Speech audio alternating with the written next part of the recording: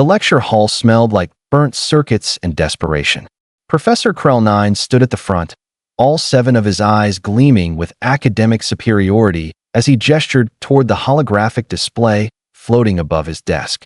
The image showed various species from across the galaxy, each one bristling with natural defenses that would make a nightmare look cuddly.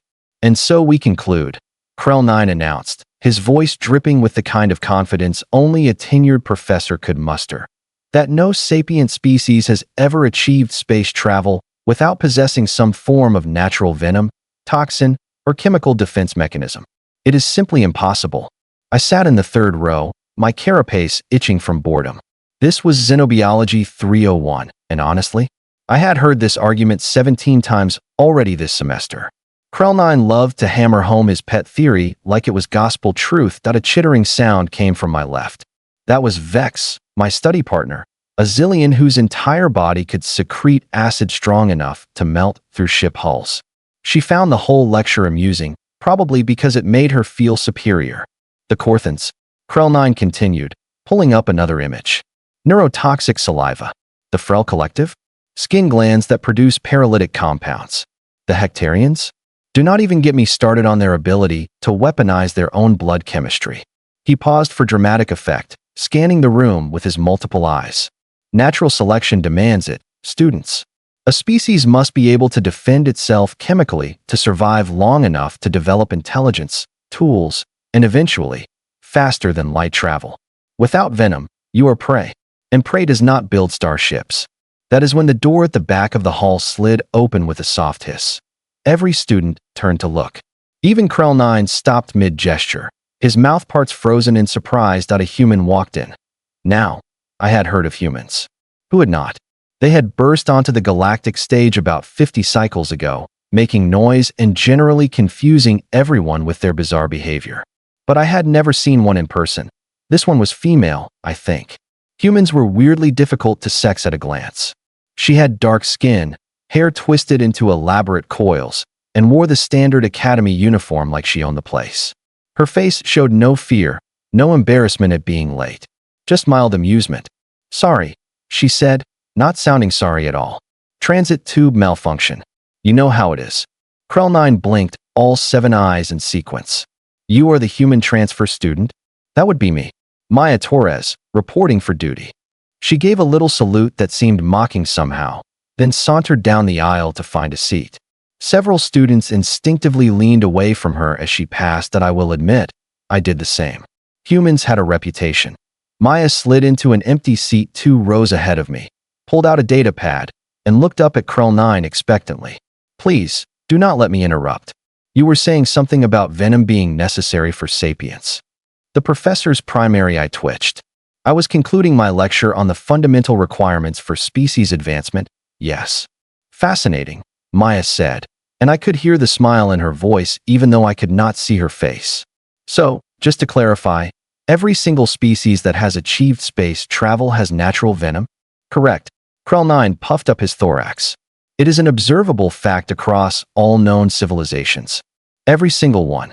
"Yes. Without exception." "That is what I just said, Miss Torres." Maya raised her hand. It was such a simple gesture, so innocuous. 5 fingers extended upward in what I would later learn was a very human way of asking for attention. Krell'ix stared at her. "You have a question?" "Not really a question," Maya replied, her voice taking on this edge that made my survival instincts start screaming. "More of an observation." "Which is?" She lowered her hand and leaned back in her chair, crossing her arms in a way that radiated pure, unbridled confidence. "And yet here I am." The silence that followed was the kind you could drown in. Krell'ix's mouth parts worked soundlessly. Vex stopped chittering. Somewhere in the back row, Adrelian's breathing tubes wheezed in confusion. Excuse me." Krell'ix finally managed. Maya shrugged, the gesture so casual it felt almost violent. "You said no species survives without venom. But humans do not have venom. And last I checked, we are definitely surviving. Thriving, even.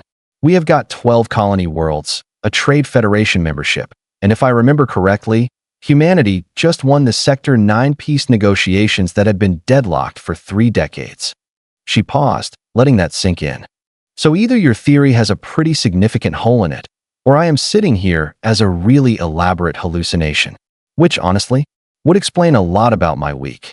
Krell'ix teaching appendage trembled. I had never seen a professor look so utterly blindsided in my entire academic career, and I once watched a visiting lecturer accidentally insult a war-mind diplomat's mating display. That is, he started, then stopped. You are oversimplifying a complex biological argument. Am I, though? Maya swiveled in her chair to face him fully. Because it sounded pretty straightforward to me. You said venom equals survival equals space travel. Humans have zero venom. Humans also have space travel. Therefore, something in that equation does not add up. A Corthan student 3 rows back raised one of his poisoned spine clusters. Perhaps humans are the exception that proves the rule? Maya laughed. Actually laughed. The sound was bright and sharp, cutting through the tension like a blade. Oh, buddy, you do not even know the half of it. Krell'ix tried to regain control of his classroom.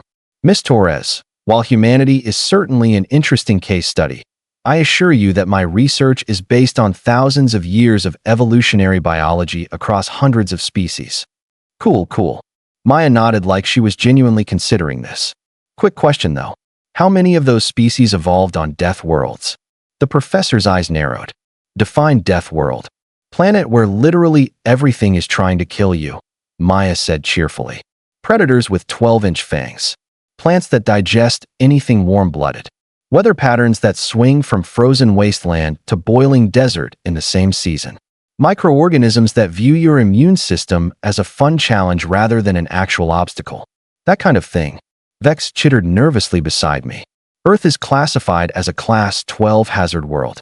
That is 4 levels above standard colonization safety ratings. Exactly. Maya pointed at Vex like she had just won a prize. Thank you, acid friend. Earth is objectively terrible. And humans did not just survive there. We dominated it. Without venom. Krell'ix's thorax plates were definitely changing color now. You had tools. Weapons.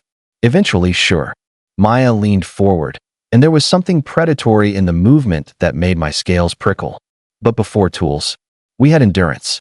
We had sweat glands that let us run prey into the ground until they collapsed from exhaustion. We had opposable thumbs and problem-solving skills. We had social cooperation on a level that frankly terrifies most species once they really think about it. She stood up, and half the class flinched. We did not need venom, Professor.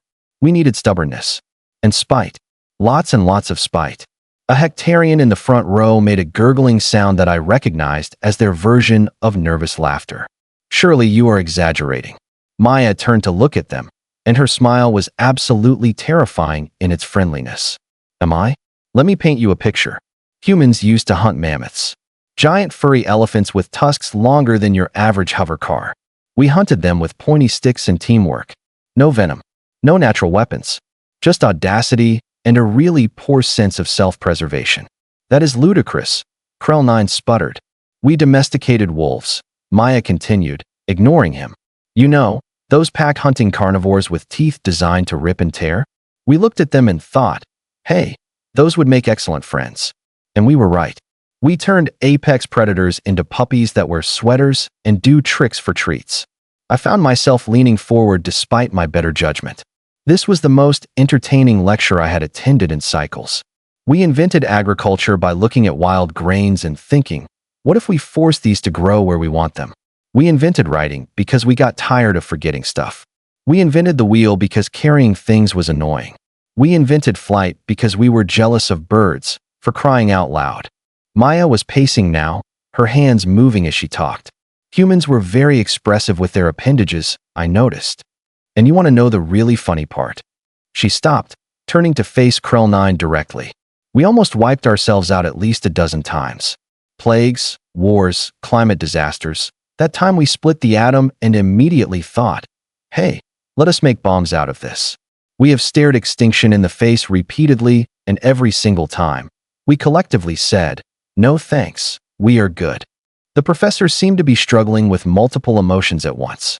This does not disprove the necessity of chemical defenses in evolutionary development, does it not? Maya tilted her head. Because from where I am standing, it proves that there is more than one path to sapience. Maybe venom is the common path. The The easy path, even. But humans took the hard road. The really stupid, incredibly dangerous, absolutely insane hard road. And we made it anyway. She sat back down, crossed her legs, and smiled. So maybe your theory is not wrong, Professor. Maybe it is just incomplete. The lecture hall had gone so quiet you could hear the ventilation system humming in the walls.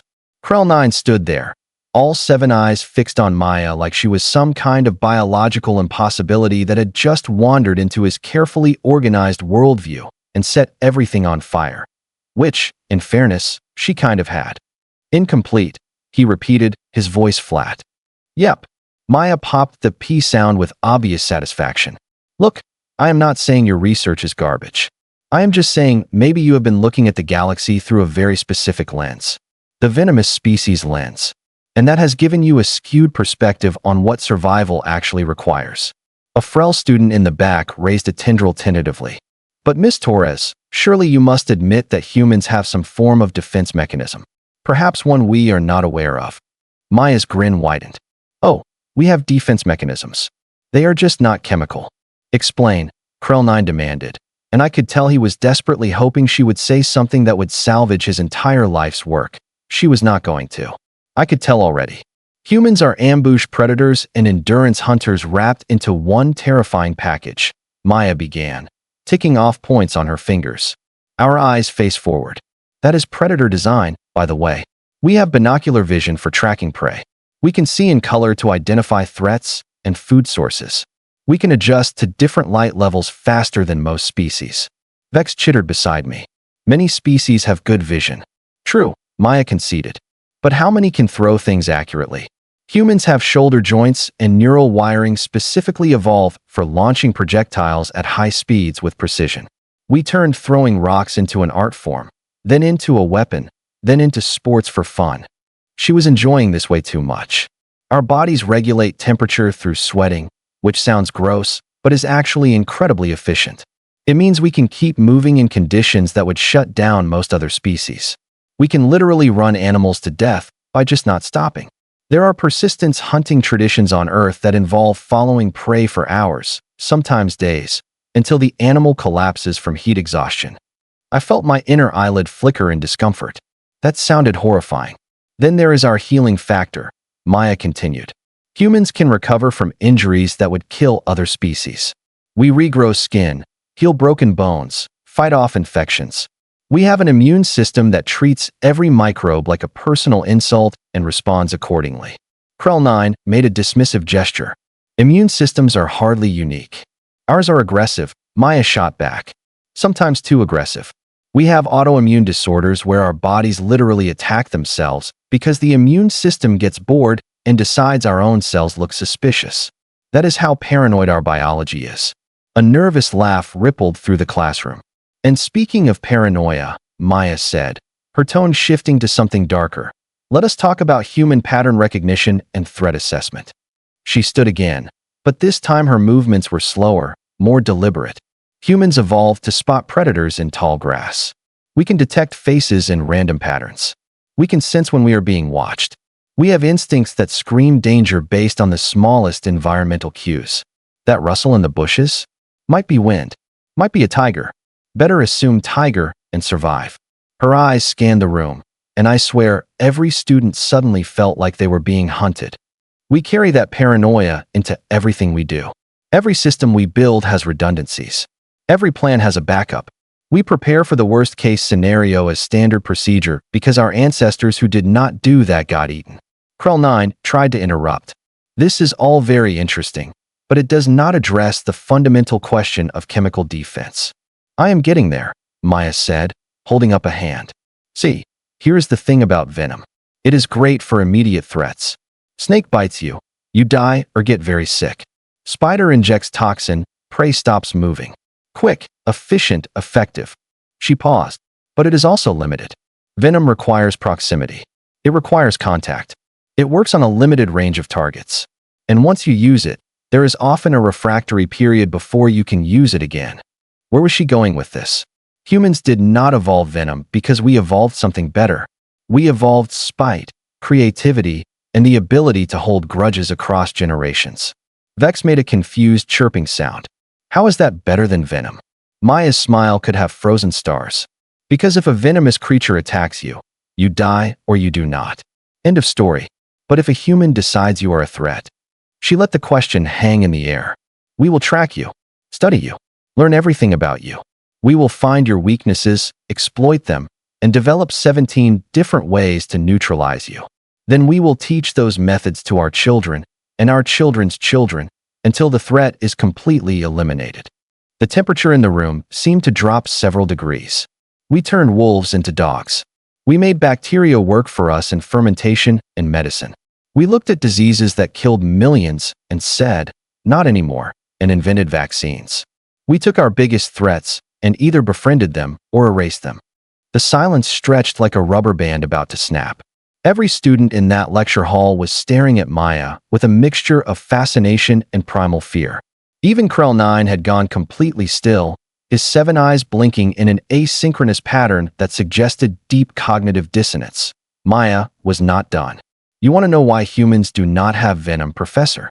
She walked toward the holographic display, gesturing at the array of species still floating there. It is because we did not need a single specialized defense. We needed adaptability, the ability to survive anything, anywhere, under any circumstances. She tapped the display, and the hologram flickered. Your venomous species are impressive. I will give you that. But tell me something. How many of them colonized environments completely unlike their homeworlds within a single generation? Krell'ix said nothing. Humans live on ice worlds where the temperature never rises above freezing. We have settlements on desert planets where water has to be synthesized from atmospheric processors. We have established colonies on high-gravity worlds that would crush most species. We do not terraform planets to suit us. We just adapt and make it work. A Corthan student raised his spine cluster again.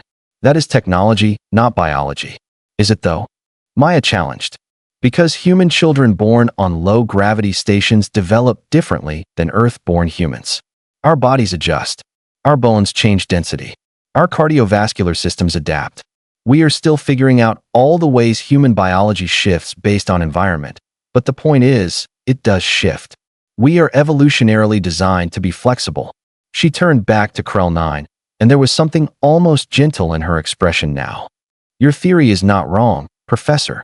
Venom is an excellent evolutionary strategy. It worked for hundreds of species. But it is not the only strategy.